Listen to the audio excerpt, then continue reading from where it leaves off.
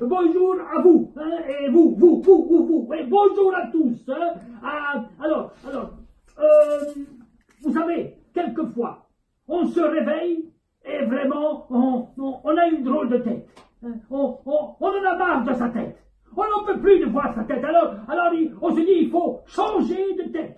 Vous pouvez aussi vous aider d'une pomme de terre.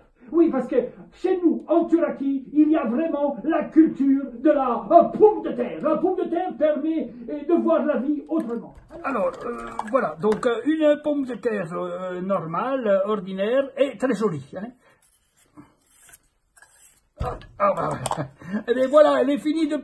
Ah ben non, pardon. Voilà, alors elle est finie presque de plucher, hein, voilà, et elle est magnifique. Ensuite, vous allez comme ça faire un petit trou, vous voyez, pour mettre votre doigt de... Ah ben alors, ah ben voilà, hop, voilà, comme ça. Et là, hop, vous voyez, ici, vous avez déjà le début de l'actualité d'un petit personnage. Voilà, un petit personnage, pomme de terre, magnifique, sensible, qui peut vous faire voyager dans la poésie.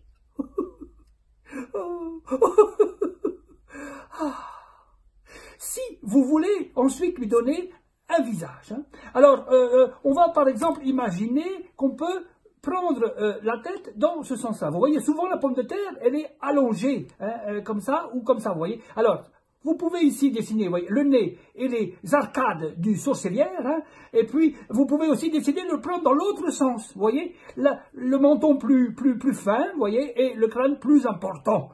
Donc un sens ou l'autre. Et ça, vous allez le sculpter avec un couteau pas dangereux, hein, avec un bourreau, vous voyez, et puis on va comme ça s'amuser à faire ça, vous voyez, le nez comme ça, et les arcades sourcilières, hein, voilà. Et ensuite, on va enlever la matière qui se trouve ici, vous voyez, on va l'enlever comme ça, et voilà, vous voyez, magnifique, ça dessine l'arcade sourcilière, voilà. Et puis ici, donc, le nez,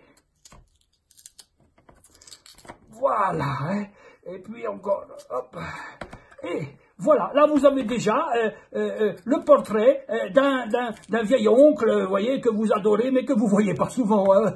Il a changé. Hein. Alors, ça c'est très bien, et puis par exemple, vous l'avez ici, hein, ça c'est un autre oncle, son frère, hein, vous le voyez, il est ici, vous avez toujours bien sûr hein, le trou qui se trouve à l'intérieur, hein, ou sinon vous pouvez le refaire, hein, voilà, alors avec lui, c'est encore mieux, hein, voilà, ça c'est...